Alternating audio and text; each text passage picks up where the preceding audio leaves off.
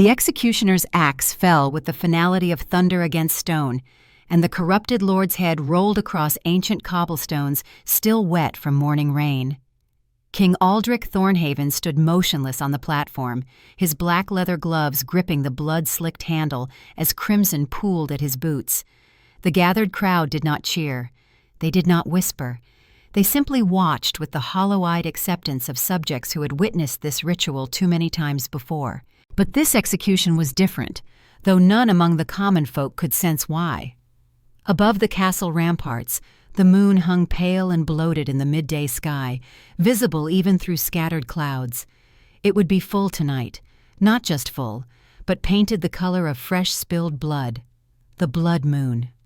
20 years had passed since the last one rose, and with it came the curse that had defined every moment of Aldric's reign. He felt it stirring now, that ancient hunger coiled in his chest like a serpent made of shadow and teeth. His wolf strained against the chains of his human form, demanding release, demanding blood, demanding the dark satisfaction that only the curse could provide. Lord Ravencroft's execution had been justified by every law in the kingdom. The man had stolen grain meant for starving villages, sold children to foreign slavers, and murdered 3 witnesses who dared speak against him. Justice demanded his death. But the curse demanded more. Aldric turned from the execution block, his movements controlled despite the tremor in his hands that only he could feel. His royal guard parted before him, 12 of his most trusted warriors, each one a beta wolf bound to him by blood oath and pack loyalty. Commander Rowan Blackwood stood at attention near the platform steps, his weathered face carved from stone, gray eyes revealing nothing of the concern that Aldric could scent beneath his disciplined exterior. The Alpha King descended the steps slowly, feeling every eye in the courtyard tracking his movement. He was their protector and their terror, the last of the Alpha Prime bloodline, gifted with strength beyond any ordinary werewolf and cursed with a hunger that grew stronger with each passing moon cycle. His subjects feared him not for his cruelty, though his justice was swift and absolute. They feared him because some primal instinct whispered that their king was barely holding back something far more dangerous than any human tyrant could ever be. As he crossed the courtyard, his wolf senses picked up the usual cascade of scents: fear from the gathered nobles, sharp as vinegar; satisfaction from the merchants whose business interests Ravencroft had threatened; grief from the dead lord's family, though whether they mourned the man or merely their lost status, Aldric could not tell. And underneath it all, the eternal smell of the castle itself, ancient stone and old magic, secrets pressed into mortar over centuries of wolf rule. The great doors of Thornhaven Castle swung open before him, operated by servants who knew better than to delay their king's passage. The entry hall stretched ahead like a cathedral built for war rather than worship. Tapestries depicting his ancestors' victories lined the walls, each Alpha Prime immortalized in thread and dye. There was his great-grandfather standing over a slain shadow beast during the Darkness Wars, his grandfather accepting the surrender of the Western Territories, his father, cold-eyed and stern, receiving the crown from a dying predecessor, and there, in the smallest tapestry tucked near a side corridor, was his mother, Queen Morwenna, beautiful and gentle, captured in thread just before her execution 20 years ago. Officially, she had committed treason. Officially, she had been tried and found guilty of conspiracy against the crown. But Aldric had been 18 years old when the axe fell, old enough to know that something in the official story stank of lies, yet too young and too shocked by grief to demand answers that might have shattered his world even further. He forced himself to look away from her woven face. The past was a luxury he could not afford, not with the blood moon rising and the curse demanding its tribute. His private chambers occupied the highest tower of the castle, accessible only through a winding stair that most servants avoided. Aldric dismissed his guards with a gesture and climbed alone, his boots echoing against stone steps worn smooth by generations of Alpha Primes who had walked this same path. The tower room was austere despite its size. A massive desk covered in reports and correspondence, shelves lined with military treatises and historical chronicles, a bed that went unused more often than not, for sleep brought dreams, and dreams brought memories of every soul he had executed under the curse's influence. He poured wine into a crystal goblet, the liquid dark as old blood in the afternoon light filtering through narrow windows. The reports scattered across his desk told the same grim story he had been tracking for months. Young women disappearing from noble houses across the kingdom. Omega females, specifically. Taken in the night, leaving behind no trace except the faint smell of dark magic that made his wolf bare its teeth in instinctive rage. 3 more had vanished in the past fortnight alone. Lady Catherine from the eastern provinces, the merchant's daughter from Riverside, and most recently, Lady Elara Ashford, daughter of the late Duke Ashford, reported missing from her family estate 5 days ago. That particular disappearance troubled him more than the others, though he could not articulate why. Perhaps it was the timing, so close to the blood moon. Perhaps it was the note in the report that mentioned Duke Ashford had died under suspicious circumstances 6 months prior, his estate falling to his second wife, the Dowager Duchess Vivian. Or perhaps it was the description that accompanied the missing persons report: auburn hair, green eyes, 24 years old, and Omega, though no one had officially confirmed her status because noble families preferred to keep such information private. Something about those few details made his wolf sit up and take notice, a prickling awareness that he could not explain and did not trust. Aldric drained the wine and set the goblet down with more force than necessary. The curse would demand another tribute before the next blood moon cycle began in 6 months. The executioner's blade had bought him time, but the hunger was not satisfied. It never was. Like feeding scraps to a starving wolf and expecting gratitude instead of increased desperation. A knock at his chamber door interrupted his darkening thoughts. He did not need to ask who stood outside. Rowan's scent preceded him everywhere, all leather and steel, and the particular musk of a beta wolf who had seen too many battles to count. "Come in." The commander entered with economical movements, closing the door behind him before speaking. "My lord, the patrols report activity in the Blackwood Forest. Tracks consistent with a caravan, but moving under cover of darkness. They avoided the main roads." "Slavers." The word came out as a growl, and Aldric felt his wolf surge forward, pressing against the cage of his ribs. The disappearances had not been random crimes of opportunity.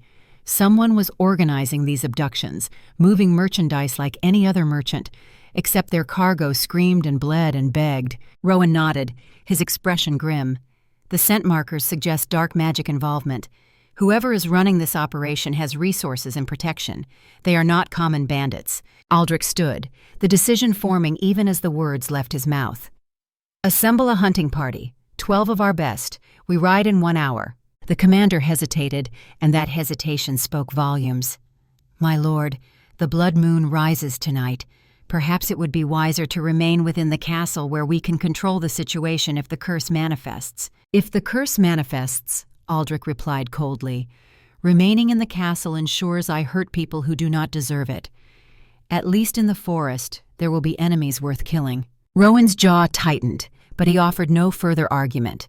He simply bowed and departed to carry out his orders, leaving Aldric alone with his reflection in the darkened window glass. The man who stared back looked like his father. Same hard jaw, same cold eyes, same expression of controlled violence that had made the old king feared throughout the realm. But his father had not been cursed.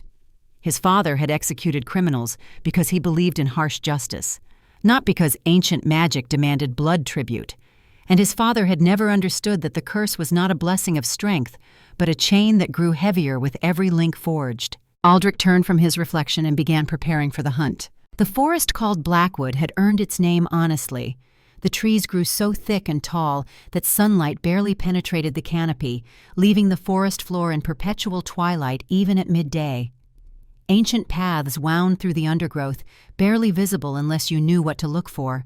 Aldric had hunted these woods since childhood, knew every stream and hollow, every place where the earth dropped away into hidden ravines. His hunting party moved in practiced formation, wolves trained for war, masquerading as men on horseback. They had been riding for 3 hours when the scent hit him. Aldric reined in his destrier so abruptly that the horse snorted in protest. The other riders halted immediately, hands moving to weapons, eyes scanning the forest for threats. But Aldric barely registered their defensive formation. His entire being had focused on that scent with the intensity of a predator locking onto prey. Omega, female, in distress. Not just any Omega. The scent carried notes of lavender and old books, rain on stone, and something else, something that made his wolf surge forward with such force that he nearly shifted right there on horseback. It was primal and undeniable, a pull so strong it felt like his chest was being cracked open. Mate. The realization slammed into him with the force of a physical blow. Somewhere in these woods, his fated mate was in danger, and every instinct bred into his bones over generations of alpha bloodline was screaming at him to find her, protect her, claim her. Rowan moved his horse alongside Aldric's, his expression alert but confused. "My lord?" Aldric did not answer with words. He simply spurred his horse forward, following that scent with single-minded intensity that bordered on madness. Behind him, his beta wolves followed without question, though he knew they could not smell what he smelled, could not feel the invisible cord yanking him forward like a fish on a hook. The scent grew stronger as they crashed through underbrush that grabbed at clothes and gear. Aldric abandoned any pretense of stealth. Speed mattered now. Every second wasted was another second his mate spent in danger, and that thought ignited something in him far more dangerous than the curse had ever been. The sounds of struggle reached his ears before the clearing came into view, men's voices, rough and cruel, the rattle of chains. And underneath it all, a woman's voice, quiet but steady, speaking words he could not yet make out. Aldric burst into this clearing with his wolf barely contained beneath his skin. His vision sharpened, pulling details into brutal clarity. 6 men in leather armor, weapons drawn, surrounding a slight figure kneeling in the center of their circle. Iron chains bound her wrists and ankles, the metal gleaming dully in the filtered sunlight. Her dress was torn, revealing bruises along pale arms. Auburn hair fell across her face in tangled waves, but it was her bearing that struck him first, even before her scent overwhelmed every other sense. She knelt in chains, surrounded by men twice her size, yet her spine remained straight. Her head stayed high. When the largest of the slavers raised his hand to strike her, she did not flinch. Instead, she looked directly at him and spoke with a dignity that should have been impossible under the circumstances. "You may chain my body, but my soul remains free." The slaver's hand descended in a vicious arc. It never connected. Aldric moved faster than any human eye could track, his wolf nature lending him speed that defied physics. He caught the slaver's wrist in mid-swing and squeezed, feeling bones grind together and then snap like dry kindling. The man's scream split the air, but Aldric had already moved past him, his sword clearing its sheath with a sound like singing steel. The clearing exploded into violence. Aldric's blade found the throat of the second slaver before the man could even draw his weapon. Blood sprayed in an arc, painting the ground and the leaves and Aldric's black riding leathers. His wolf howled in satisfaction, demanding more, demanding all of them, demanding protection for the mate who sat in chains watching him with eyes the color of spring forests. Around him, Rowan and the other beta wolves engaged the remaining slavers with military precision. They fought as a unit, each warrior covering his brother's blind spots, creating a killing field that left no escape route. These were not common bandits they faced. The slavers wore quality armor, carried weapons marked with guild stamps. They fought with training that spoke of military backgrounds. It made no difference. One slaver managed to get close enough to Aldric to swing a curved blade at his ribs. Aldric twisted, letting the strike whistle past close enough to cut fabric but not skin, and drove his own sword up under the man's guard, piercing his heart with surgical accuracy. The slaver's eyes went wide with shock as life left them, and he crumpled to the forest floor. The largest slaver, the one whose wrist Aldric had shattered, tried to retreat toward the horses tied at the clearing's edge. Rowan stepped into his path, war axe already swinging in a brutal overhead arc.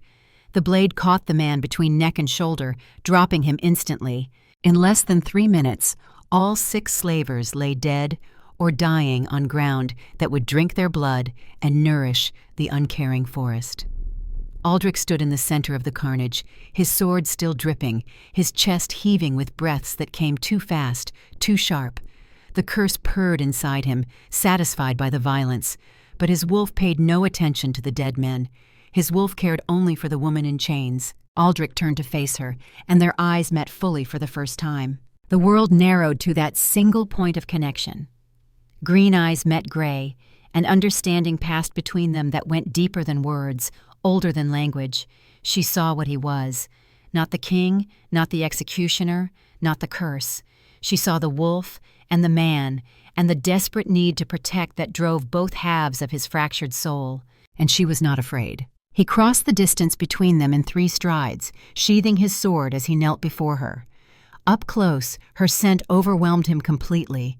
Lavender and old books, yes, but also something uniquely her, something that made his wolf want to wrap around her and never let go. Blood from a cut on her temple had dried on her cheek. Bruises marked her throat where rough hands had grabbed her. But her eyes remained clear and steady as she studied him with the same intensity he devoted to studying her. "Are you injured beyond what I can observe?" His voice came out rougher than intended, shaped by the wolf still pressed close to the surface. She blinked once, as if surprised by the gentleness in the question coming from a man covered in her captor's blood. "I am intact, my lord." She did not use his title, he noticed. Not your majesty or your grace, just my lord, as if she spoke to a man rather than a crown. That small rebellion pleased him more than it should have. "I fear you arrived too late for others. They spoke of delivering me alive, but the other women—" Her voice caught, the first crack in her composed facade. Grief flickered across her features before she locked it away with visible effort. In that moment, Aldric understood that she had witnessed horrors during her captivity, had seen friends or strangers suffer fates that she herself had narrowly escaped. Rage burned fresh in his chest. Not the curse's cold hunger, but something hotter and more personal. These men had hurt his mate, had terrified her, had touched what belonged to him before he even knew it belonged to him. He examined the shackles binding her wrists, noting the quality iron and the merchant mark stamped into the metal. These chains bore symbols he recognized from the royal armory. Someone with access to crown resources had funded this operation. Someone who should have been investigating these disappearances had instead been facilitating them. The revelation sparked cold fury that settled like ice in his veins. This went deeper than common criminals. This was corruption at the highest levels, and it would be rooted out and burned away, regardless of how many nobles screamed when the fire touched them. Rowan appeared at his shoulder, lockpicks already in hand. "My lord, we should move quickly. More may come." Aldric nodded, but did not step back as Rowan worked the locks. He remained close enough that the woman could feel his presence, could understand that she was protected now, that nothing would touch her while he drew breath.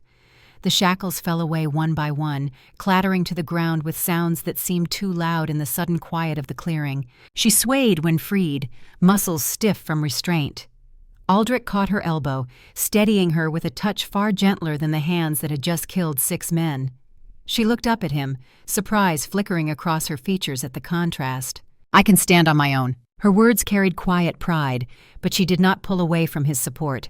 A small victory, but it satisfied something in his wolf that needed her to accept his help, needed her to lean on his strength even if only for a moment. "Though I thank you for your intervention, King Aldric." Hearing his name from her lips sent electricity down his spine. She knew who he was, had recognized him despite the blood and the violence, and she had thanked him not with servile deference or practiced flattery, but with genuine gratitude that acknowledged him as a person rather than a political force. Rowan cleared his throat diplomatically. "My lord, the lady will need a physician, and we should examine the slavers' belongings for evidence of who hired them." Practical as always. Aldric forced himself to step back, to allow his beta wolves to handle logistics while he wrestled his instincts back under control.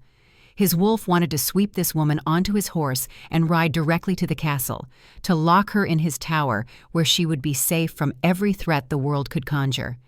But she was not some fragile prize to be hoarded. She had survived whatever ordeal brought her here. She deserved to be treated with dignity, not smothered by his possessive instincts. Search the bodies and their horses. Bring everything back to the castle for examination. His beta wolves moved to obey, veteran warriors turning into efficient investigators. Aldric allowed himself one more moment studying the woman before him. Her dress, though torn, had been expensive before her captivity. The cut and fabric spoke of noble birth. The way she held herself, that innate poise despite exhaustion and fear, confirmed it. "What is your name?" The question came out softer than he intended, shaped by curiosity and the mate bond thrumming between them like a plucked string. She met his eyes directly, and he saw calculation behind her exhaustion. She was deciding how much to trust him, weighing options with intelligence that most people lost when faced with trauma. Elara Ashford, daughter of the late Duke Ashford of Raven's Hollow. The name confirmed what he had suspected from the reports, but hearing it from her lips made the situation real in a way that words on parchment never could. This was the missing Omega whose disappearance had troubled him. This was the woman whose stepmother had reported her gone with suspicious haste. And this was his fated mate, chained and sold like livestock by people who should have protected her. The curse stirred in his chest, but for once its hunger aligned with his own righteous anger. Whoever was responsible for this would answer for their crimes, and if that meant tearing apart his own court to root out corruption, then so be it. His kingdom would burn before he allowed anyone to hurt her again. The ride back to Thornhaven Castle took 4 hours, every moment of which Aldric spent hyper-aware of Elara riding behind Rowan on the commander's steady gelding. She had refused Aldric's offer to ride with him, a rejection that stung his pride even as he respected her caution. She did not know him beyond his reputation, did not understand the mate bond that made his wolf howl with the need to keep her close. She would learn, but only if she chose to. The castle came into view as the sun descended toward the western horizon, painting the ancient stones in shades of amber and blood. The blood moon would rise within hours, and Aldric could feel the curse coiling tighter with every passing moment. His skin itched with the need to shift. His hearing had sharpened to painful intensity. Every scent overwhelmed him, except for hers, which cut through the chaos like a beacon in storm-tossed seas. The main gates opened at their approach, guards snapping to attention at the sight of their king returning with a hunting party and an injured woman. Aldric dismounted before his horse fully stopped and was at Elara's side immediately, offering his hand to help her down. This time she accepted, her fingers cool and delicate against his calloused palm. The touch sent fire through his veins.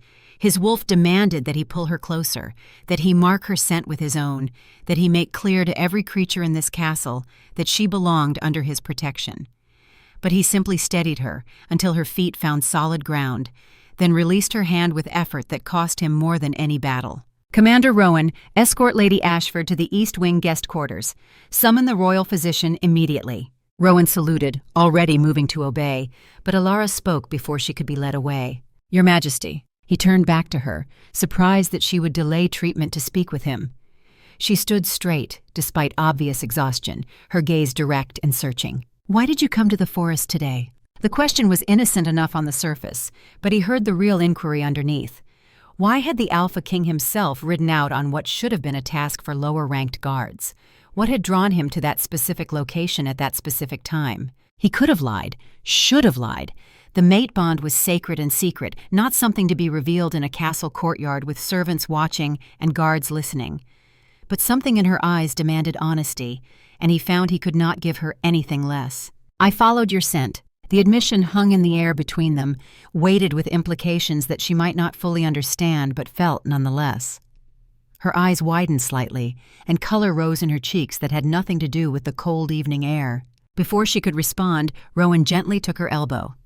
"My lady, the physician waits. You need treatment." She allowed herself to be led away, but she glanced back once before disappearing into the castle. That single look carried questions that Aldric would eventually have to answer. Questions about fate and choice, about curses and salvation, about whether a king could risk his kingdom for one woman. The answer, he realized as he watched her vanish into the shadows, was yes. He would risk everything for her. He would burn his throne to ash if that was what protecting her required. His father would have called him weak. The curse whispered that he was a fool. But for the first time in 20 years, Aldric felt something other than cold duty driving his actions. He felt alive. The royal physician, an elderly woman named Morgana, who had served 3 generations of Alpha Primes, worked with efficient gentleness that Aldric appreciated from his position lurking in the doorway. He should have left. Protocol demanded he give Elara privacy during her examination, but his wolf refused to put more distance between them than absolutely necessary, so he remained just outside the chamber, close enough to intervene if danger manifested. Morgana cleaned wounds, applied salves that smelled of herbs and old magic, and spoke in low tones that Aldric's enhanced hearing picked up easily despite her obvious attempts at discretion. "The bruising will fade in a few days. No broken bones, which is fortunate. But child, you must tell me true. Did they—" "No." Elara's voice came firm and immediate. "They wanted me intact for delivery to their buyer. Whatever that person planned, the slavers were careful not to damage the merchandise beyond cosmetic injuries." The clinical way she described her own captivity made Aldric's hands clench into fists. She had learned to distance herself from trauma, to discuss her suffering as if it belonged to someone else. It was a survival mechanism he recognized because he employed the same technique every time the curse demanded another execution. Morgana's response carried relief and something else, concern perhaps, or recognition. "You are fortunate the king found you when he did." Slavers who deal in Omega females rarely show restraint once their goods are safely away from civilized lands. Elara said nothing for several heartbeats. When she finally spoke, her voice had dropped even lower, but Aldric's wolf hearing caught every word. "What am I?" The physician's hands stilled in their work.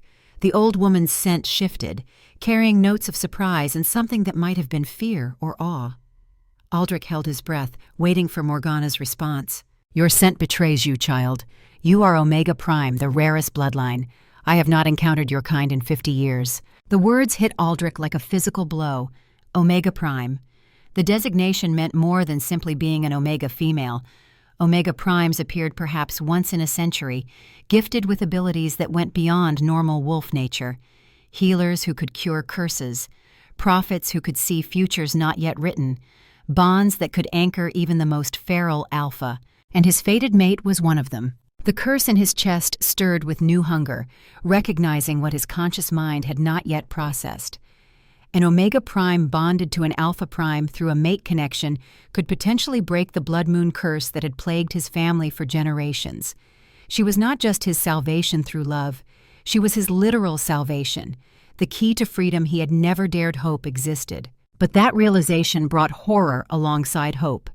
If the wrong people discovered what Elara was, if the corrupt elements in his court learned that an Omega Prime walked among them, they would move to eliminate her immediately. She represented a threat to the carefully maintained power balance. Human nobles who relied on the curse to keep Alpha Primes controllable would see her as an existential danger. He had to protect her. Not just because she was his mate, but because she was the only hope of breaking a curse that had consumed his family for 3 generations. Morgana continued speaking, her tone gentle but serious. "You must be careful, child. There are those who would seek to use you or to end you. An Omega Prime has power, but power makes you a target." "I understand." Elara's response carried weight that suggested she had already survived people trying to use or destroy her. The thought made Aldric's rage burn fresh. How long had she been hiding her true nature? How much had she endured before the slavers finally captured her? The physician finished her work and departed with instructions for rest and recovery that Elara probably would not follow. Aldric waited until Morgana passed him in the corridor, the old woman pausing just long enough to meet his eyes with a knowing look that said she was aware he had been listening the entire time. "Protect her, my king. She is more important than you yet understand." The physician continued down the corridor, leaving Aldric alone with the knowledge that his mate was not only an Omega Prime, but had been hunted specifically because of what she was. The slavers had not grabbed a random noblewoman.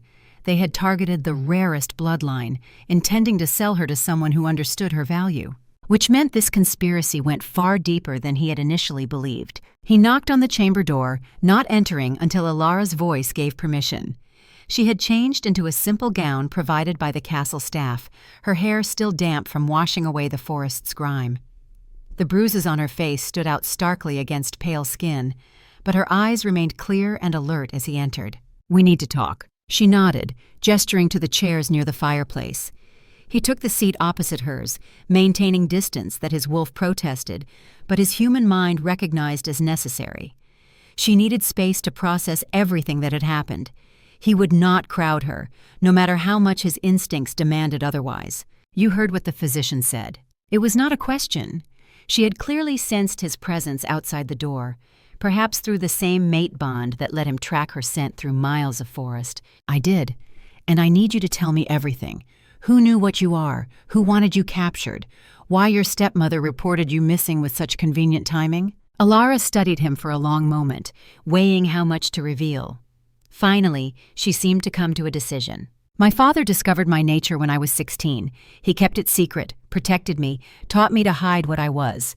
When he died 6 months ago under circumstances that the royal coroner called natural causes, but felt anything but natural, my stepmother Vivian became suddenly very interested in my well-being. Her tone made clear that well-being meant something darker than concern. She began asking questions about my abilities, whether I had manifested any powers, whether I could sense magic or heal injuries.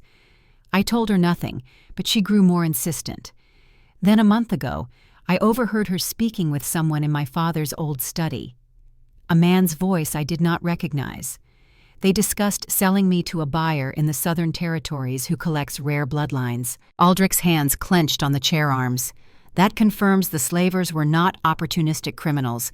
They were hired specifically to acquire you. Elara nodded.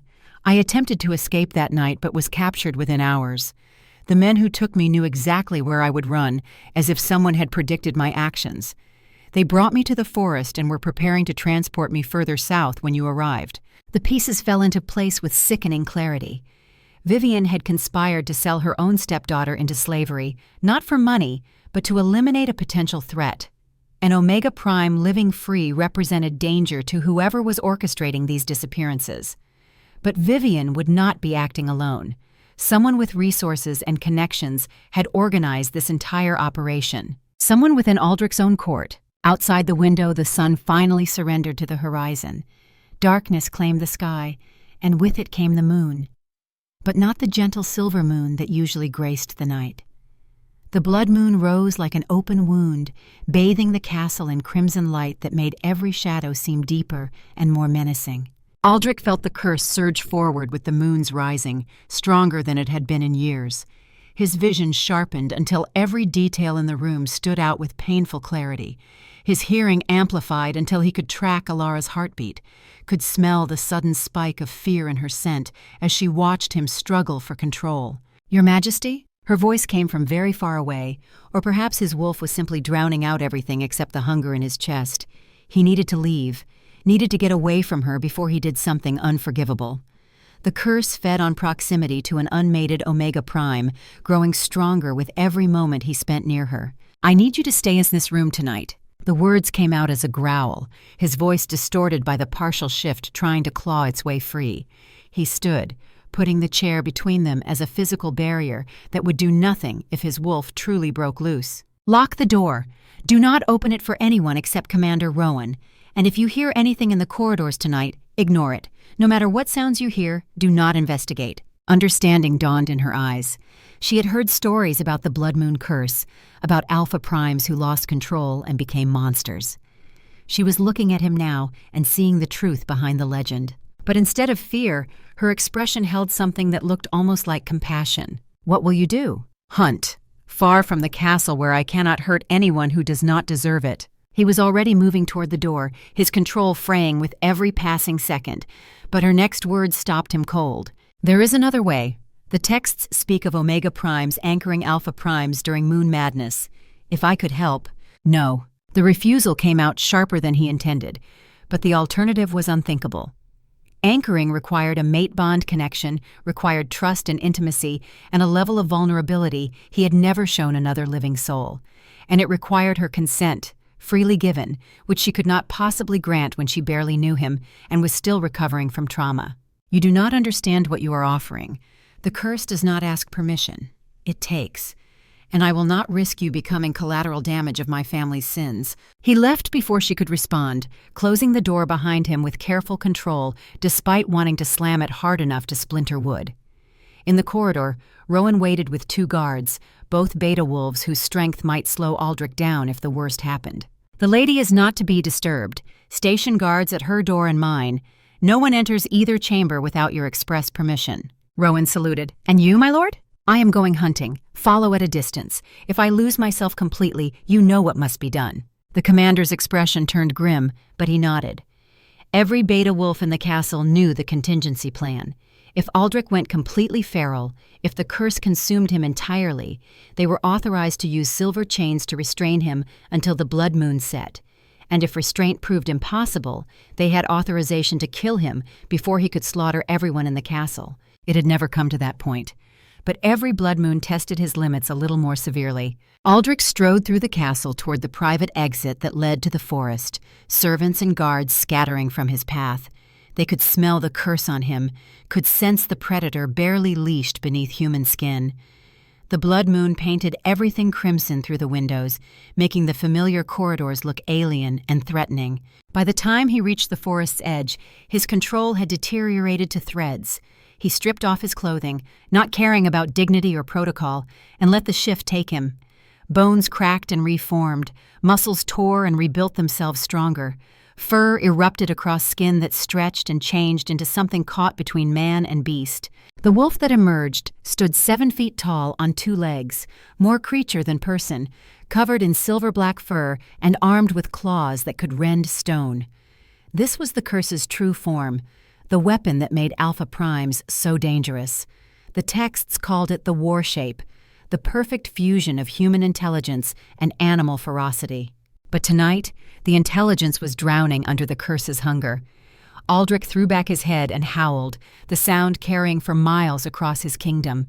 A warning, a challenge, a primal scream against the chains that bound him. Then he ran into the forest, seeking prey that could satisfy the curse without destroying innocent lives. Behind him, in a tower chamber painted crimson by the blood moon's light, Elara stood at the window watching the massive wolf disappear into the trees. Her hand rested against the glass, fingers splayed as if she could reach across the distance and touch him. She had lied to the king, not about the slavers or her stepmother's conspiracy, but about something far more personal. She had felt the mate bond the moment their eyes met in that forest clearing, had recognized him as her destined partner with the same certainty he must have felt. And she had heard stories about the blood moon curse her entire life, stories that most dismissed as legend, but that she knew were true, stories that said an Omega Prime's bond could break even the oldest curse, if she was brave enough to try, if he was willing to trust her with his darkest nature. The moon rose higher, painting the world in blood, and Elara made a decision that would change both their fates. Tomorrow, she would find a way to convince the king that she was not a helpless victim to be protected. She was his match, his mate, his equal in ways that transcended rank or title, and together they would break the curse that had enslaved his family for generations, or they would die trying. The blood moon watched over them both, patient and hungry, waiting to see which path they would choose when morning finally came. Dawn arrived with the reluctance of a guest who knew their presence was unwelcome. The blood moon had finally set, leaving behind a sky the color of old bruises and a castle that felt smaller somehow, as if the night's events had compressed its ancient stones. Aldric returned to his chambers as the first light broke over the eastern mountains, his body aching with exhaustion that went beyond physical strain. The hunt had taken him deep into the Blackwood, where he had found the prey the curse demanded. A pack of feral wolves, corrupted by dark magic, their eyes glowing with the same crimson taint that marked shadow creatures. They had been feeding on travelers for months, and Aldric's warshape had torn through them with savage efficiency. The curse had fed well on their corrupted souls, satisfied enough to release its grip on his mind before he could turn his claws toward anything innocent. But the price of control was written in every muscle fiber screaming protest as he climbed the tower stairs. Commander Rowan waited outside his chambers, the beta wolf's face carved from granite and exhaustion in equal measure. "Report. The lady remained secure throughout the night, my lord. No incidents. However, Lord Chancellor Damien requests an immediate audience regarding her presence in the castle." "Of course he does." Aldric pushed open his chamber door, gesturing for Rowan to follow. The human nobles would be circling like carrion birds, sensing opportunity and chaos. An unmarried Omega Prime under the Alpha King's protection represented either a political asset or a threat, depending on whose interests were being calculated. "Tell the Lord Chancellor I will meet with the full council at midday, and send word to Brother Francis at the cathedral. I need access to the sealed archives." Rowan's eyebrows rose fractionally. The archives that require royal blood to open? Those very archives. There are answers in the old texts that I need, answers about curses and how they are broken. The commander nodded slowly, understanding passing between them without further words necessary. If answers existed anywhere about Omega Primes and their connection to cursed bloodlines, they would be hidden in documents sealed away for generations. Documents that previous Alpha Primes had not wanted examined too closely, perhaps because those answers threatened the power structure they had built around the curse. Rowan departed to carry out his orders, leaving Aldric alone with his thoughts and a wash basin that turned red as he scrubbed away the evidence of his night hunt. The face that stared back from the mirror looked older than its 38 years. Gray streaked through dark hair that had been solid black a decade ago, lines carved deep around eyes that had seen too much death. The face of a man who had spent 20 years becoming the weapon his curse demanded. But when he thought of Elara standing in that forest clearing, chains binding her body but not her spirit, something in that weathered face shifted. For the first time in years, he saw not just the executioner or the cursed king, but the man underneath. The man his mother might have recognized before fear and duty had carved away everything soft. He dressed in formal court attire, black leather and silver clasps, the uniform of authority. But as he fastened his sword belt, his mind was already working through the political landscape he would need to navigate. The council would push to remove Elara from the castle, citing propriety or security concerns or any of a dozen other reasons that translated to fear of change. They had grown comfortable with a cursed king who could be controlled through careful management of his isolation. An Omega Prime mate threatened that comfortable arrangement. They would fight to separate him from his salvation, and he would go through them like fire through dry timber if necessary. The council chamber occupied the castle's southern wing, a room designed to intimidate with its vaulted ceilings and walls lined with the shields of defeated enemies. 12 seats arranged in a semicircle faced the raised throne where Aldric sat in judgment. This morning, all 12 were filled, every council member having arrived early to ensure they could present a unified front. Lord Chancellor Damian Greystone sat in the position of honor to the throne's right, his silver beard precisely trimmed, his robes expensive enough to feed a village for a month. He had served on the council for 30 years, surviving 3 Alpha Primes through a combination of political acumen and carefully maintained neutrality on controversial issues. But this morning, neutrality was a luxury he apparently could not afford. Your Majesty, we are grateful you returned safely from your hunt. However, the council has concerns regarding the young woman you brought to the castle yesterday. Aldric settled into his throne, projecting the cold authority that had served him for 2 decades. State your concerns, Lord Chancellor. Damian glanced at the other council members, gathering support before continuing. Lady Elara Ashford's presence raises questions about propriety and security. She is unmarried, unchaperoned, and of questionable reputation given the circumstances of her rescue. The council believes it would be more appropriate to place her in a convent where she can recover from her ordeal in privacy. Questionable reputation. The words were chosen carefully, calculated to diminish Elara's status from victim to problem. Aldric's hands tightened on the throne's armrests, his wolf snarling beneath his skin at the implied insult to his mate. Lady Ashford was abducted by slavers and would have been sold into a fate worse than death if not for our intervention. Her reputation is that of a survivor, which this council would do well to remember. Silence greeted his words, the kind of heavy quiet that preceded storms. Then Lord Treasurer Marcus Blackwood leaned forward, his round face arranged in an expression of false concern that made Aldric's teeth ache. Of course, Your Majesty. No one questions the lady's suffering, but her continued presence here could be misinterpreted. There are already rumors circulating about why the king himself rode out to rescue this particular woman. Rumors that could damage your authority if left unaddressed. The threat was barely veiled. Acknowledge that Elara was something more than a rescued victim, and the council would use that admission against him. Deny it, and they would move to remove her from his protection under the guise of preserving propriety. Before Aldric could respond, another voice entered the discussion. Grand Chancellor Silas Corvain had been silent until now, the elderly advisor sitting motionless in his seat at the far left of the semicircle. Most of the council feared Damian's political power or Blackwood's control of the treasury. But Aldric had always found Silas the most dangerous, because the old man's silences carried more weight than most people's speeches. "Perhaps we are approaching this from the wrong angle," Silas said, his voice carrying the rasp of advanced age but losing none of its authority for it. "Lady Ashford is not merely a victim to be shuffled away. According to reports from the royal physician, she possesses certain qualities that make her presence here a matter of kingdom security rather than social propriety." The temperature in this room seemed to drop 10 degrees. Aldric held himself perfectly still, his expression revealing nothing even as his mind raced. How did Silas know about Elara's Omega Prime nature? Morgana was discretion personified, would never have revealed patient information to anyone unless someone had been listening at doors, unless spies operated within his own household, reporting to masters whose identities Aldric had not yet uncovered. "Explain yourself, Grand Chancellor." Silas met his eyes with a directness that few council members would dare. "Omega Primes are legendary, Your Majesty.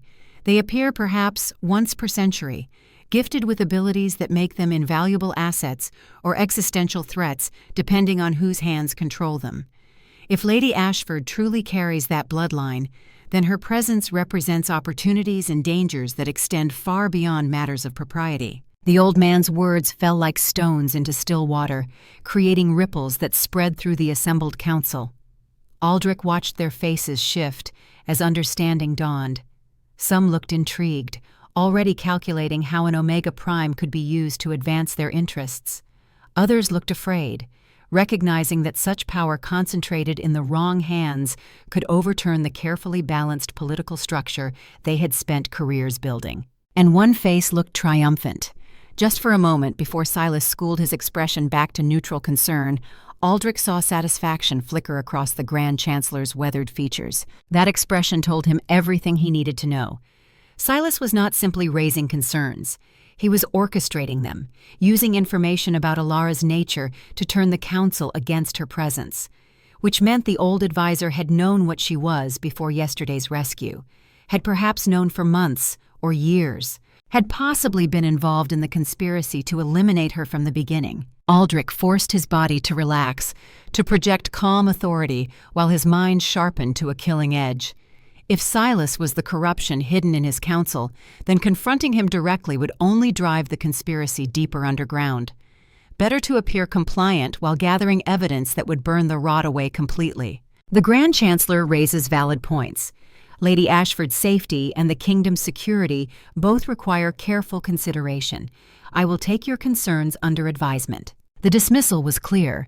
Council members rose, bowing before departing to spread their poison through the castle's corridors. But Damien lingered, approaching the throne with the careful steps of a man navigating unstable ground. "Your Majesty, if I may speak plainly." Aldric gestured permission, though he had no illusions that anything Damien said would be truly plain. The Lord Chancellor had perfected the art of saying one thing while meaning 3 others. "The Council's concerns are genuine, but they stem from care for your well-being. You have ruled alone for 20 years, never taking a mate, never showing interest in any woman brought before you. Now suddenly you risk yourself to save a stranger and bring her under your personal protection. People will draw conclusions, warranted or not." "And what conclusions do you draw, Lord Chancellor?" Damien's expression remained carefully neutral. "I draw the conclusion that you are a man of honor who rescued an innocent in distress. But others may suggest that your judgment has been compromised by factors beyond rational consideration. They may point to the timing, so close to the blood moon, and wonder if the curse itself is influencing your decisions." There it was, the real threat beneath the courteous language. They would use the curse against him, would claim that his protection of Elara was not choice but compulsion, evidence that he was losing control and needed to be restrained for the kingdom's safety.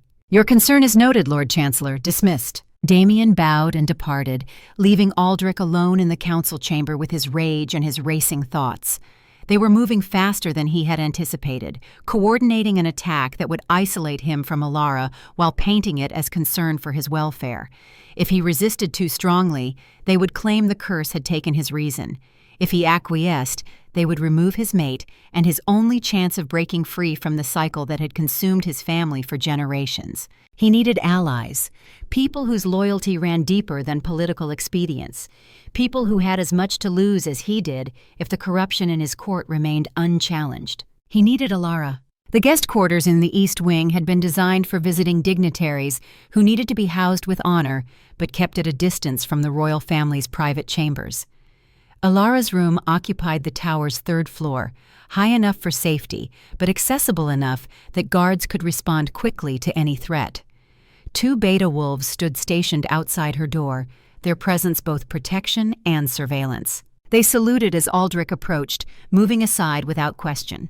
He knocked once before entering, not waiting for permission, because his wolf refused to be denied access to his mate any longer than absolutely necessary. Elara stood at the window, still dressed in the simple gown from the previous night, her auburn hair catching the morning light. She turned as he entered, and the impact of her gaze struck him like a physical force.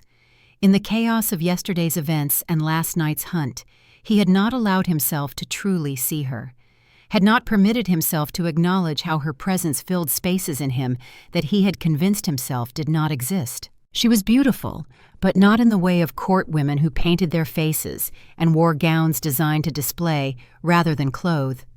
Her beauty came from the strength in her bearing, the intelligence in her eyes, the way she held herself with dignity despite being a prisoner of circumstance. She looked at him and saw not the king or the curse or the reputation that preceded him everywhere. She saw the man and the wolf and did not flinch from either. "Your Majesty, I did not expect to see you so soon after last night's events." Her voice carried concern that pierced through his defenses more effectively than any weapon. She had watched him lose himself to the curse, had seen him transform into the monster that lived beneath his skin. Most people who witnessed the war shape never looked at him the same way again, their eyes always carrying that edge of fear that said they remembered what he truly was. But Elara's eyes held only concern, worry for his well-being, not fear of her own safety. "How are you feeling? Did the physician's treatments help?" Small talk.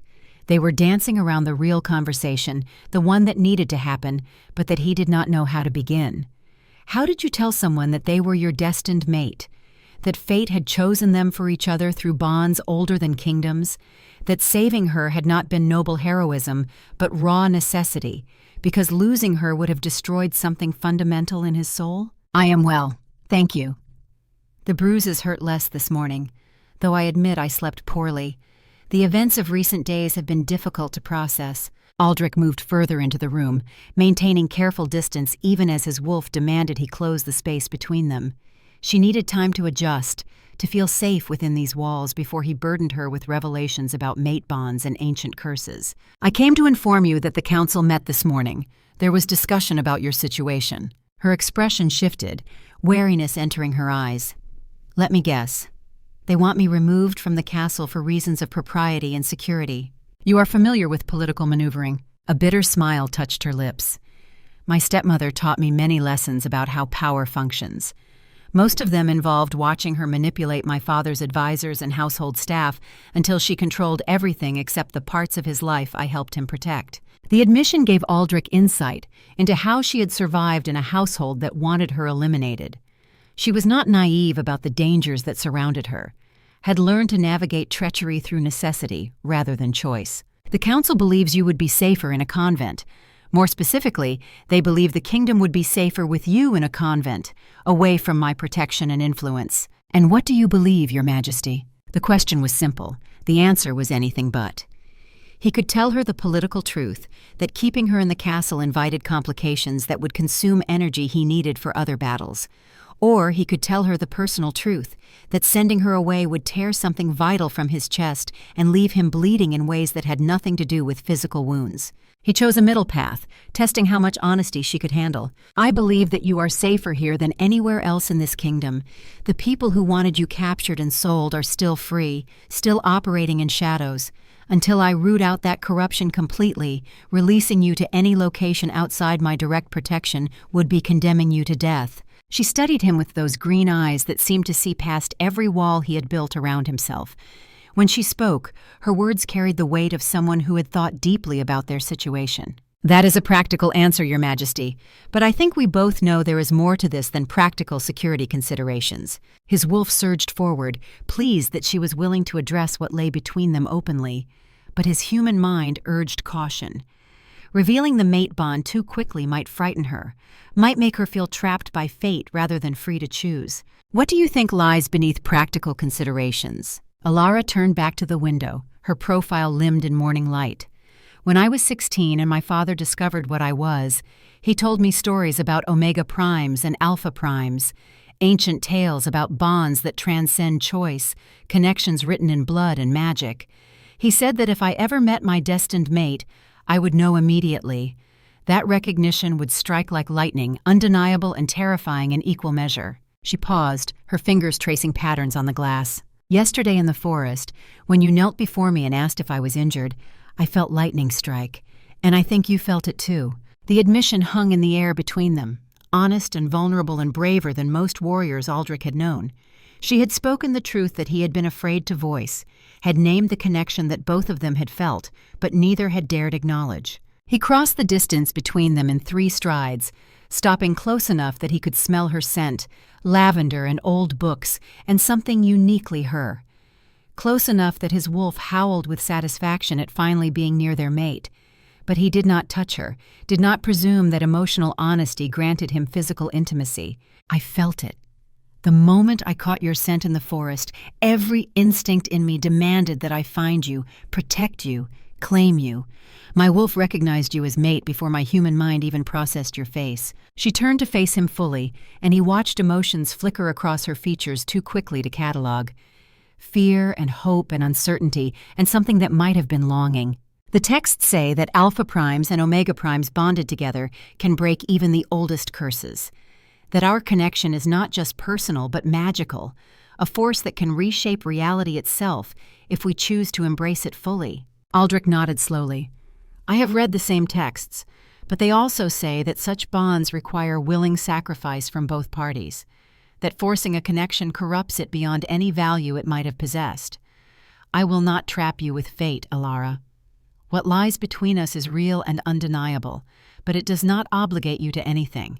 You are free to choose your own path, even if that path leads away from me. The words cost him more than any battle wound ever had.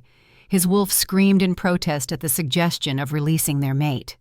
But the man understood that love without choice was merely another form of slavery, and he would not become the thing he had spent 20 years fighting against. Elara's hand rose to rest against his chest, over his heart where it hammered like a war drum. The touch sent electricity through his entire body, the mate bond singing with joy at even this small contact. You are not what I expected, Your Majesty. The stories painted you as cold and merciless, a king who ruled through fear and never showed compassion to anyone. But yesterday you saved me. This morning you gave me choice when you could have simply claimed what fate offered. These are not the actions of the tyrant from the legends. I am capable of great cruelty when justice demands it. The executions are real, Elara. The blood on my hands is not metaphorical, and the curse makes me dangerous in ways that normal men cannot comprehend. You should know exactly what you would be accepting if you chose to stand beside me. Then show me, not the sanitized version that you present to your council or your subjects. Show me the truth of what you are, all of it, and let me decide if I am strong enough to bear that truth. Her challenge was both invitation and test. She wanted to see the monster beneath the crown, wanted to understand the curse that had shaped his entire existence. Most people begged him to hide that darkness away, but she was demanding he reveal it completely, as if only full honesty could form the foundation of something real between them. Aldric stepped back, putting physical distance between them before he could no longer maintain control. Very well, but not here, where walls have ears and servants gossip. Meet me in the cathedral archive this evening after the sun sets.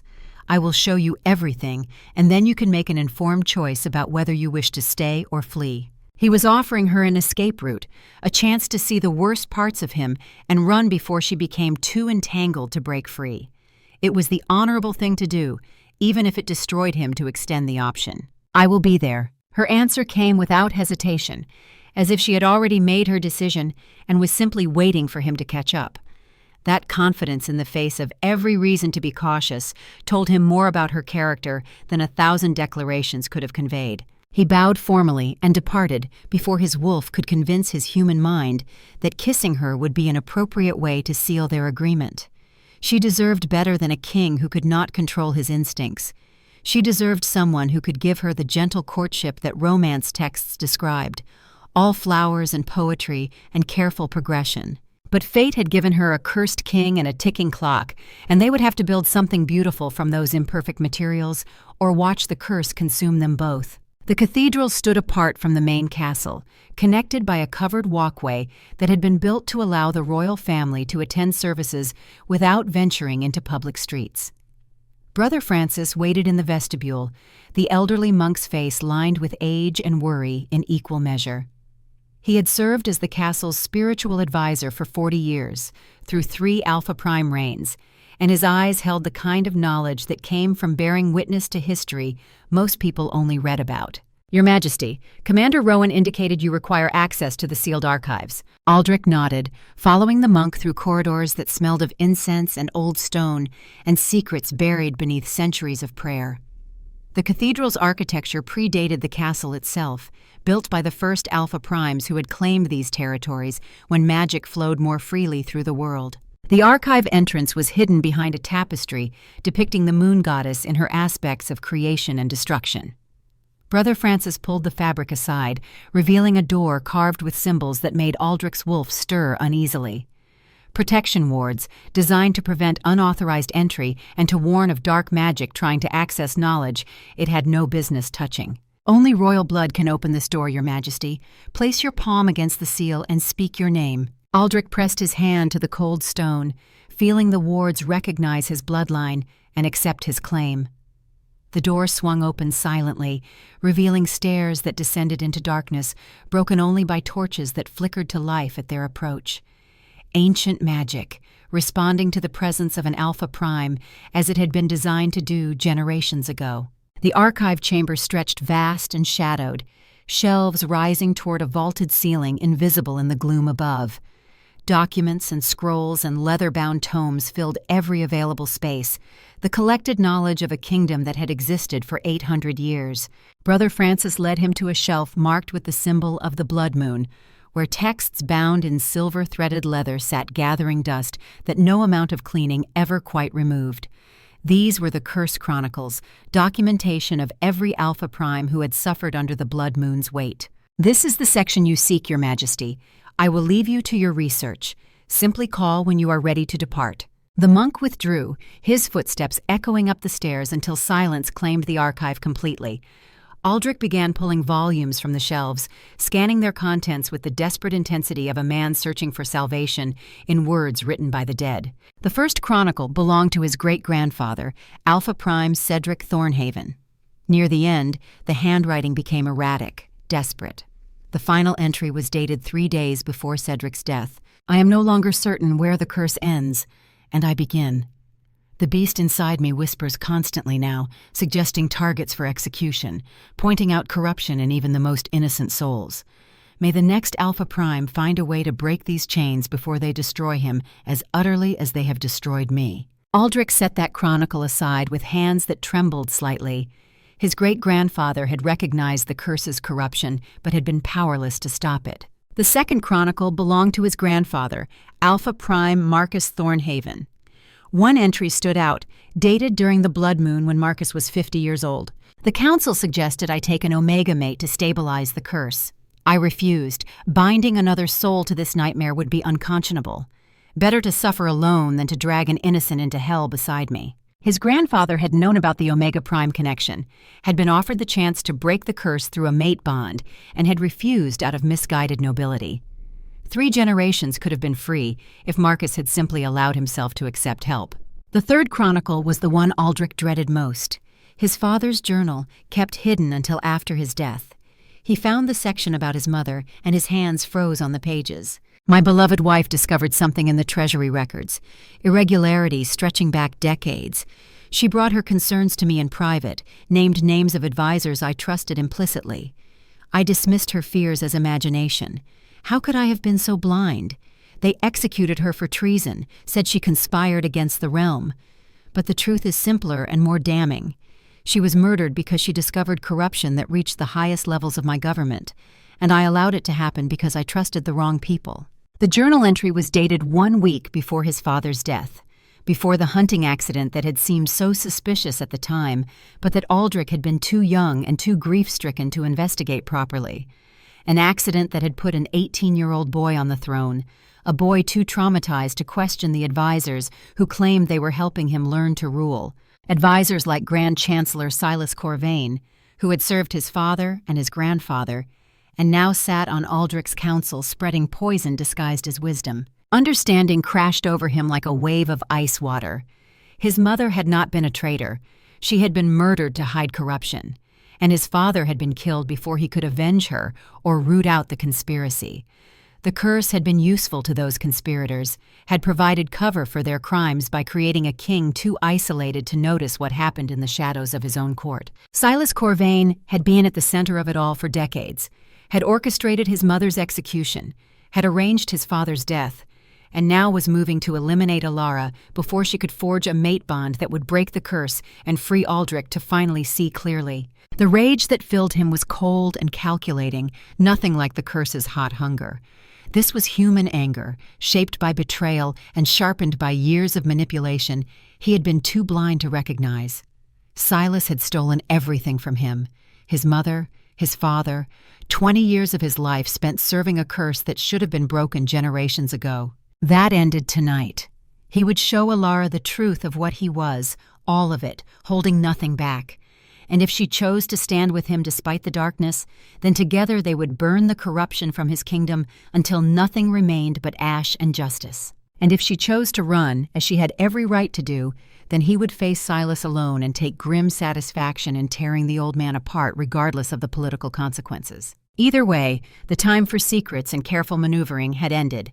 The blood moon had risen and set, buying him another cycle of control. But the next one would come in 6 months, and he would either break the curse before then or accept that he was doomed to become the monster his great-grandfather had feared turning into. The sun had set by the time he finished reading, the archive growing darker as torches burned low. He gathered the 3 journals, evidence of 3 generations of manipulation and murder, and climbed the stairs back to the cathedral proper. Brother Francis waited where Aldric had left him, patient as stone. "Did you find what you sought, Your Majesty?" "I found truth. Whether it brings salvation or damnation remains to be seen." The monk's expression showed understanding beyond his years. Truth is a dangerous weapon in the wrong hands, but it is the only foundation upon which righteousness can be built. May the moon goddess guide you to use your knowledge wisely. Aldric departed the cathedral as evening shadows stretched across the courtyard. He had hours before his meeting with Elara, time enough to prepare for a conversation that would determine both their fates. In the end, he decided to reveal everything. She had asked for truth, and truth was the only gift he could give that meant anything. If it drove her away, then at least she would flee with full knowledge rather than comfortable illusions. He returned to his chambers and began writing, setting down on parchment everything he had learned today and everything he had carried silently for 20 years. The words flowed like blood from a wound too long left untended, and by the time he finished, darkness had claimed the castle completely. It was time to show his mate exactly what she would be accepting if she chose to stand beside a cursed king, and time to discover if love was strong enough to survive the weight of absolute honesty. The cathedral stood silent as a tomb when Elara arrived, her footsteps echoing against stone floors that had absorbed centuries of prayers and confessions. Candles flickered in alcoves dedicated to the moon goddess in her various aspects, casting shadows that danced like living things across carved walls. She had dismissed her guards at the entrance, claiming she needed privacy for prayer. They had obeyed reluctantly, their wolf instincts uncomfortable with allowing an unmated Omega Prime to wander unprotected. But Elara was not as helpless as the guards assumed. Her father had taught her more than how to hide her nature. He had taught her to fight, to think strategically, to recognize danger before it manifested. Skills that had kept her alive through 6 months of living with a stepmother who wanted her dead.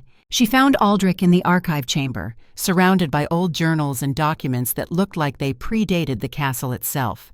He stood with his back to the stairs, studying a text by candlelight, but she knew he had sensed her arrival the moment she entered the cathedral. The mate bond that stretched between them carried awareness that transcended normal senses. "You came," His voice held surprise beneath the formal greeting, as if some part of him had expected her to reconsider once fear had time to work its poison. "I said I would. I do not make promises lightly, Your Majesty." He turned to face her, and the expression on his face stopped her breath. This was not the controlled king from the council chamber or the deadly warrior from the forest. This was a man stripped of armor and pretense, vulnerable in ways that most rulers never allowed themselves to be. The candlelight carved shadows across features that seemed older than his years, marked by burdens that would have broken lesser men. "Before we go any further, I need to know something. When you asked to see the truth of what I am, did you understand what you were requesting? Once I show you the darkness I carry, you cannot unsee it. You cannot unknow it. And you may find that the monster wearing a crown is too terrible to stand beside. Fate be damned." Elara crossed the distance between them slowly, her eyes never leaving his face. When she stood close enough to feel the heat radiating from his body, close enough that his scent wrapped around her like a physical embrace, she reached up and placed her palm against his chest where his heart hammered like a war drum. "I have lived with monsters, Aldric. My stepmother smiled while planning my murder. The men who captured me laughed about what their buyer would do to me once the sale was complete. I know what true darkness looks like. Whatever you are about to show me cannot be worse than what I have already survived." The use of his given name instead of his title shifted something in the air between them, made this moment personal rather than political, intimate rather than formal. His hand rose to cover hers where it rested against his heart, and the touch sent electricity singing through her entire body. "Very well, but do not say I failed to warn you." He guided her to a table where journals lay open, their pages covered in handwriting that ranged from precise to barely legible. As he began explaining what he had discovered, his voice steady despite the horror of what he revealed, Elara felt her understanding of the kingdom shift and reform. The curse was not just a magical affliction. It was a weapon that had been used to control 3 generations of Alpha Primes, to keep them isolated and distracted while corruption flourished in the shadows of their courts. His mother had discovered the truth. His father had realized too late what his blindness had cost, and Aldric himself had spent 20 years serving the very system that had murdered his family, never suspecting that the advisors he trusted most had blood on their hands that no amount of political maneuvering could wash clean. When he finished speaking, silence filled the archive like a living presence. Elara's mind raced through implications and connections, seeing patterns that made terrible sense once you knew where to look. Silas Corvain had positioned himself perfectly, always present but never prominent, offering counsel that seemed wise but that consistently isolated the Alpha Prime from potential allies who might have helped break the curse. "You believe Silas orchestrated everything? The disappearances, my capture, the attempt to separate us before a mate bond could form?" Aldric nodded grimly. "He has been the constant presence through 3 reigns. My great-grandfather trusted him. My grandfather relied on him. My father confided in him even while Silas was arranging his death. And I have been blind enough to keep him on the council, never questioning why an advisor lives long enough to serve 3 generations when most men his age have been dead for a decade. Unless he is not entirely human anymore, unless dark magic has extended his life beyond natural limits." The suggestion hung between them, terrifying in its implications. If Silas had been using dark magic for decades, then his power went far beyond political influence. He would have resources and abilities that normal investigation could not uncover. Before Aldric could respond, a sound echoed from the cathedral above. Footsteps, too many to be a single person seeking prayer.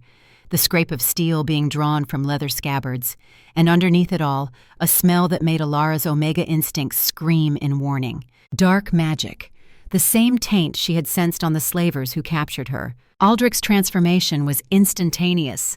One moment he stood beside her as a man, the next his body shifted into the half-wolf war shape that had terrified kingdoms for generations.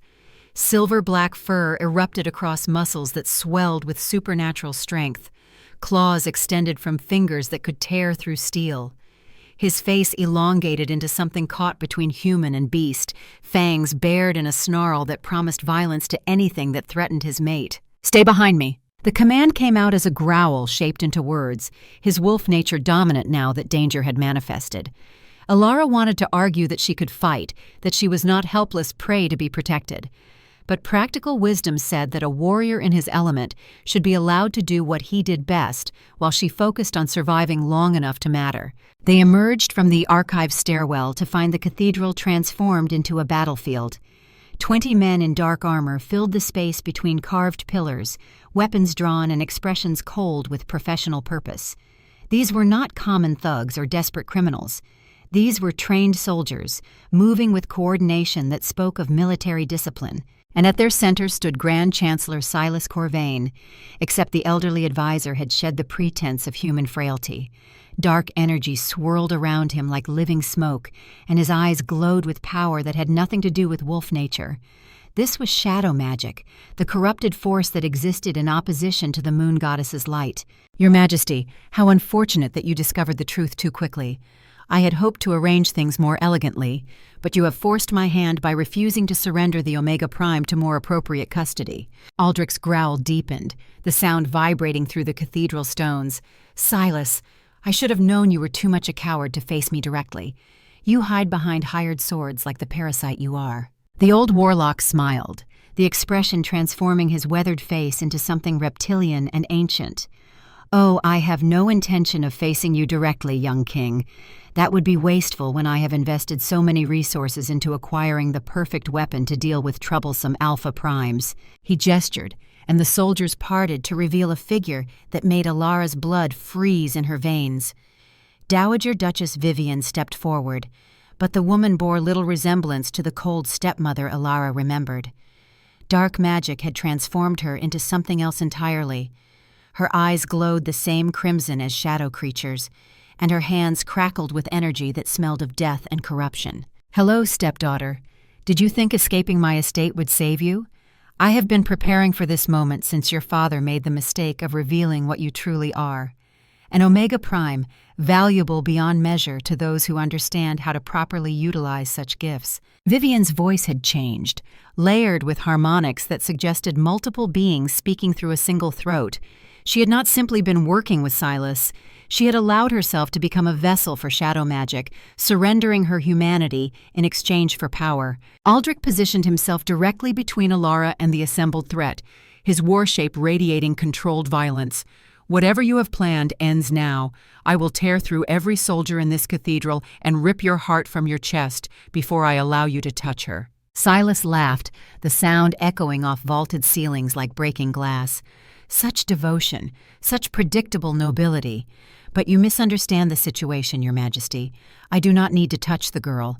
I simply need her blood, and your stepmother has already provided that particular commodity. He produced a vial from his robes, the glass container filled with liquid that glowed with sickly crimson light. Elara recognized it with horror. Blood from the cut on her temple, taken during her captivity, and preserved for exactly this purpose. The warlock began chanting in a language that predated modern kingdoms, words of power that made the air itself shiver with wrongness. The blood in the vial began to boil, energy building with each syllable that fell from Silas's lips. Around them, shadow forms began manifesting, creatures pulled from realms where light never touched and hunger never ceased. Aldric charged before the ritual could complete, moving with speed that turned his massive war shape into a blur of fur and fury.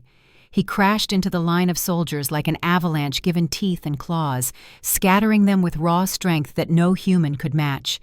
Steel rang against his natural armor, blades finding no purchase against flesh, hardened by wolf magic and generations of alpha bloodline. But the soldiers were not the real threat. Vivian moved to intercept him, dark magic erupting from her hands in waves of force that slammed into Aldric's chest and drove him backward.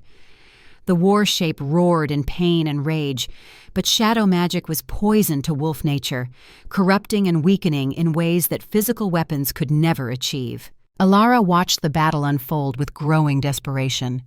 Aldric was strong, perhaps the strongest warrior in the kingdom, but he was fighting a war on multiple fronts while Silas continued his ritual uninterrupted. They needed to disrupt the warlock's spell before whatever he was summoning fully manifested. But she was an Omega, not a warrior, and her healing powers were useless against enemies who wanted only destruction. Except that was not entirely true. Her father had told her stories about Omega Primes from ancient times before the bloodline had been nearly eliminated through systematic hunting. They had not just been healers, they had been light-bringers, capable of channeling the moon goddess's power directly to counter shadow magic's corruption. She had never attempted such a thing, had never been taught how, but desperation made cowards into heroes and fear into fuel for impossible actions. Elara closed her eyes and reached deep inside herself, searching for the well of power that marked her as Omega Prime. It sat coiled at her center, golden and warm and utterly terrifying in its potential. Her father had warned her never to draw on it fully, said that untrained use of such power could burn her out completely, leaving nothing but an empty shell. But Aldric was fighting and dying to protect her, and she would not let fear keep her from saving the man fate had chosen as her mate. She opened herself to the power, and light exploded from her body like a star being born. Golden radiance filled the cathedral, driving back shadows that shrieked in agony at the touch of pure moon goddess energy. The shadow creatures Silas had summoned dissolved instantly, their forms unable to maintain coherence in the face of such concentrated light. Vivian screamed as the golden light touched her corrupted form, dark magic burning away like fog before sunrise. She staggered backward, her transformation reversing as shadow magic fled the vessel it had claimed. In moments, she was simply a woman again, older and weaker without the corruption sustaining her, collapsing to the stone floor with eyes that held confusion and dawning horror at what she had become. But Silas was stronger, protected by decades of accumulated power and knowledge of dark arts that Elara could barely comprehend. Her light pushed against his magic, creating a battleground where neither force could fully dominate. The warlock's ritual continued, though slower now, each word of power harder to force through lips that resisted speaking corruption into being. Aldric used the distraction to devastating effect. Without shadow magic to hamper him, his war shape tore through the remaining soldiers with terrible efficiency. Claws opened throats and shattered bones. Fangs found necks and ended lives before victims could scream. It was brutal and swift and absolutely necessary, because every soldier that fell was one less weapon that Silas could turn against them. The last soldier fell, his sword clattering across blood-slicked stone, and Aldric turned his full attention to the warlock. But Silas had used those precious seconds to complete his ritual. The vial of Elara's blood shattered in his hand, and the energy it released formed a portal that opened onto darkness absolute. From that portal stepped a figure that made Elara's Omega Prime light flicker with something close to fear. It stood 8 feet tall, composed of shadow given form and purpose, with eyes that held intelligence and malice in equal measure. This was not a mindless shadow creature. This was something ancient and powerful, a demon from the darkest pits, where corrupted souls went after death consumed them. The shadow avatar turned its attention to Aldric, and recognition passed between predator and prey. This thing had been summoned specifically to kill Alpha Primes, designed and shaped over centuries to be the perfect counter to wolf nature's strength. Silas's voice rang with triumph. "Meet your end, young king. This creature has destroyed 3 of your predecessors. It will feast on your soul and leave your corpse as a warning to any who might think to oppose the power that truly rules this kingdom." The avatar attacked with speed that matched Aldric's own, shadow claws extending to tear through fur and flesh. They collided in the center of the cathedral, war shape and demon incarnate, trading blows that shattered stone pillars and cracked ancient floor tiles. Aldric fought with everything he had, decades of training and instinct honed to perfect violence. But the avatar was his equal in strength and speed, and it carried advantages that normal enemies did not possess. Shadow magic wrapped around the war shape's limbs, slowing him, corrupting the wolf nature that gave him strength. Each wound the avatar inflicted burned with poison that no amount of regeneration could immediately heal. Aldric was losing, ground down by an enemy specifically created to counter everything that made him dangerous. Elara pushed her golden light harder, trying to reach the avatar with moon goddess energy that might disrupt its form. But Silas interposed himself, dark magic creating barriers that her untrained power could not penetrate. The warlock was not attacking her directly, simply preventing her from interfering while his summoned demon finished its work. She watched Aldric fall to one knee, the war shape's regeneration overwhelmed by accumulated damage. The avatar loomed over him, shadow claws raised to deliver a killing strike. In that frozen moment, Elara saw their future collapse into a single terrible outcome. Aldric would die. She would be captured. The curse would pass to whatever distant relative carried Alpha Prime blood. And Silas would continue corrupting the kingdom for another generation, unless she was willing to risk everything on a desperate gamble. The texts had spoken of mate bonds and their power, had said that an Omega Prime willingly joined to an Alpha Prime could break even the oldest curses. But they had also said that such bonds required sacrifice, that neither partner could emerge unchanged from a connection that deep and primal. Elara understood now what that meant. The mate bond was not something to be entered lightly, not a simple marriage or political alliance. It was a complete merging of souls, a willingness to share not just life but essence itself, to become something neither could be alone, stronger together than separate, but also vulnerable in ways that independence never was. She made her choice in the space between heartbeats. "Aldric, I choose you. I choose us. Let me in." She did not shout the words or scream them. She simply spoke them clearly and with absolute conviction, and the mate bond that had been waiting dormant between them exploded into full manifestation. Golden light and wolf nature merged, her Omega Prime power flowing into him while his Alpha Prime strength anchored her burning energy. The war shape staggered upright, wounds healing instantly as golden light suffused silver-black fur. Aldric's roar shook the cathedral foundations, transformed from pain to triumph. His claws, now wrapped in moon goddess radiance, tore through the avatar's next attack and found the demon's core. Shadow flesh dissolved where gold-wreathed talons struck, the ancient demon's form unable to withstand the combined power of bonded mates. The avatar shrieked in rage and fear, realizing too late that it faced something new, something its creators had never anticipated. Aldric pressed his advantage, each strike burning away more shadow substance, driving the demon backward toward the portal from which it had emerged. Golden light and wolf fury combined into a force that even ancient evil could not resist. With a final blow that channeled everything the mate bond had given him, Aldric's claws pierced the avatar's chest and found the core of corrupted magic that animated it. The demon's shriek became a wail of terminal agony as moon goddess light burned through it from within, consuming shadow until nothing remained but rapidly dissipating smoke. Silas staggered as his summoned weapon dissolved, the backlash of broken magic hitting him like a physical blow. The warlock's carefully maintained facade cracked completely, revealing the ancient horror underneath. This was not a man who had extended his life through dark magic. This was something that had worn the shape of a man for so long that it had almost forgotten what it truly was. Whatever vessel Silas had been controlling fled, shadow magic departing like smoke on wind, leaving behind a corpse that had been dead for years, but sustained through sheer malevolent will. The body crumpled to dust the moment the animating force abandoned it, centuries catching up in seconds. The portal collapsed, dark magic severed from its source. Silence filled the cathedral, broken only by Elara's ragged breathing and the sound of Aldric's war shape reverting to human form. The transformation reversed slowly, bones and muscles reforming until the king stood on two human legs, covered in blood and sweat, but alive. He turned to face her, and the expression in his gray eyes held wonder and disbelief in equal measure. The mate bond sang between them, stronger now that it had been fully activated, carrying emotions and sensations that went beyond what words could express. She felt his exhaustion and his relief, felt the love that had grown from initial attraction into something that would endure beyond death itself, and she felt the curse shatter like glass struck by a hammer. The breaking was not subtle or gentle. It was violent and complete, ancient magic torn apart by forces it had never been designed to withstand.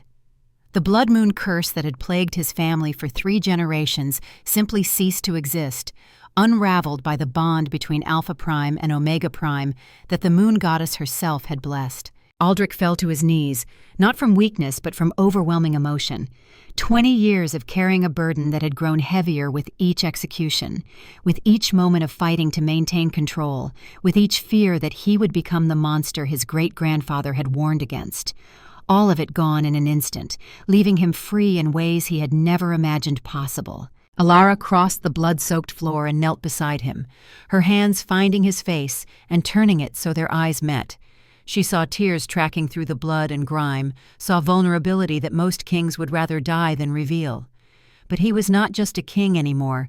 He was her mate, her partner, the other half of a bond that transcended crowns and kingdoms. "It is broken. You are free." The words were simple, but they carried weight that crushed and liberated in equal measure. Free. After 20 years of slavery to ancient magic, he was finally completely free. He pulled her against his chest, holding her with strength tempered by gentleness, and she felt the tears that he had held back for 2 decades finally break loose. She held him while he shook with the force of emotions too long denied, while the reality of salvation crashed over him like ocean waves against stone cliffs. They remained that way for long moments, 2 souls bound together in the wreckage of a battle that had determined both their fates. Around them, the cathedral bore witness to violence and sacrifice, and love strong enough to break curses that had destroyed 3 generations. Finally, Aldric pulled back enough to look at her properly, his hands framing her face with reverence usually reserved for holy relics. "You sacrificed your Omega Prime power for me." The text said that activating the mate bond would burn out your abilities, leave you ordinary. Elara smiled, the expression holding peace despite the loss of gifts she had carried since birth. "I made my choice with open eyes.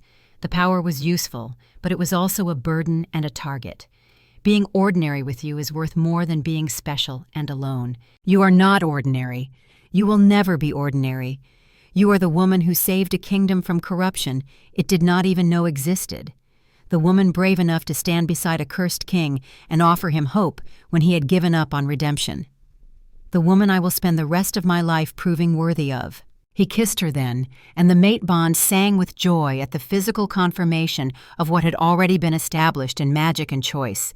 The kiss was gentle despite the violence that surrounded them, a promise of futures built on partnership rather than obligation. When they finally broke apart, the practical considerations of their situation reasserted themselves. Vivian lay unconscious nearby, her body racked by the trauma of having shadow magic burned from her flesh. Soldiers' corpses littered the cathedral floor, evidence of a conspiracy that reached deeper than anyone had suspected. Commander Rowan burst through the cathedral doors with a full company of beta wolves at his back, weapons drawn and ready for combat. He took in the scene with the quick assessment of a veteran warrior, his eyes tracking from the bodies to the dust that had been Silas to his king, kneeling beside an Omega who glowed with residual golden light. "My lord, we heard fighting. Are you injured?" Aldric rose, helping Elara to her feet with courtly care that contrasted sharply with his blood-covered state. "I am unharmed, Commander, but we have much work ahead of us. Grand Chancellor Silas Corvain was the architect of corruption that has plagued this kingdom for 3 generations. He is dead, but his network of collaborators remains. We will root them out completely, regardless of how high their positions or how ancient their families." Rowan's expression showed grim satisfaction. "It will be my pleasure to assist in that task, Your Majesty. What of the Dowager Duchess?" Elara spoke before Aldric could respond. "She will stand trial for her crimes, but her punishment should fit the nature of her sins. I propose lifelong service in restitution to the families she helped destroy. Let her spend her remaining years atoning through labor rather than ending quickly on an executioner's block." Aldric looked at her with surprise and approval. The old him would have ordered immediate execution, would have seen Vivian's death as simple justice. But Elara's suggestion carried wisdom that went beyond vengeance. Allowing the Dowager Duchess to live with her crimes and work to repair them was both mercy and punishment, rehabilitation and justice combined. "It will be as Lady Elara suggests. Take the Dowager Duchess into custody and ensure she receives medical treatment before imprisonment. And Commander, summon the full council for emergency session at dawn. It is time to clean house completely." Rowan saluted and began organizing his wolves to handle the aftermath.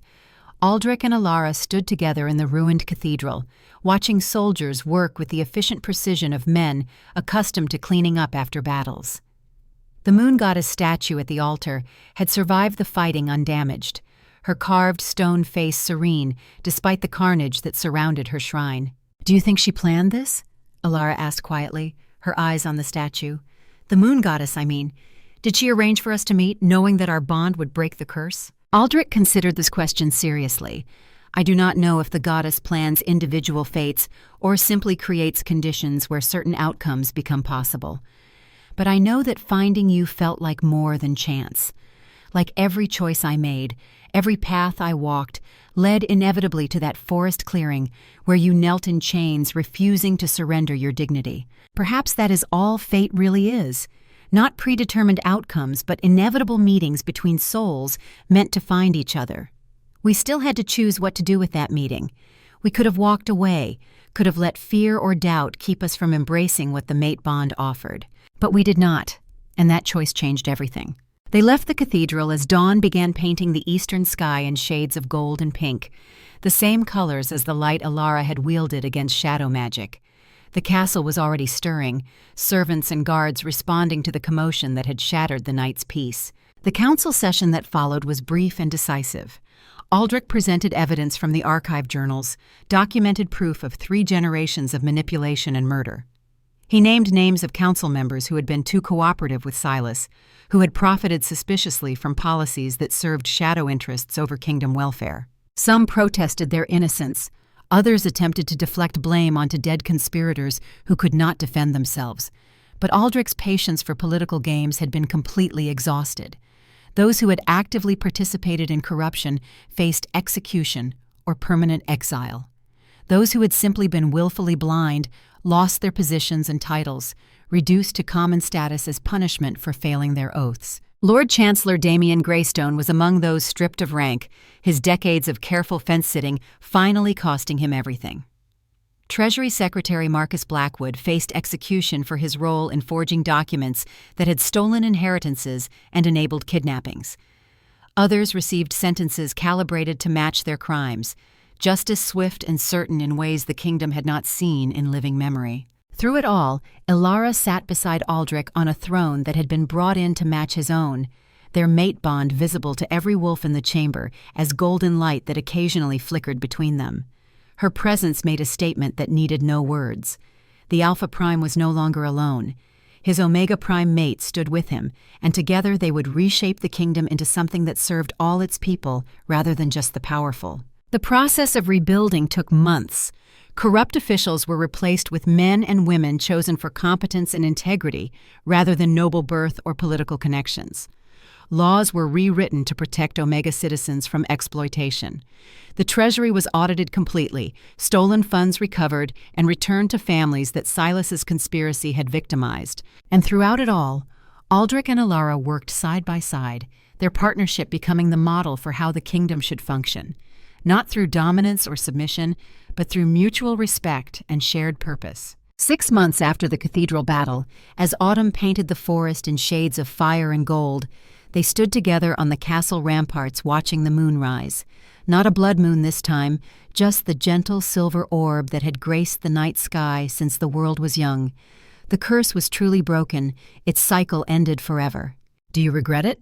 Aldric asked, his arm wrapped around Elara's waist as they watched darkness claim the kingdom spread below them. "Losing your Omega Prime powers, I mean." Elara leaned into his embrace. "I miss them sometimes, but I gained something more valuable. Freedom to be simply Elara rather than the Omega Prime, the rare bloodline, the magical solution to everyone else's problems. And I gained you, which was worth every power I possessed and more besides." He turned her to face him, his hands gentle as they had been since the moment they bonded. "I do not deserve you.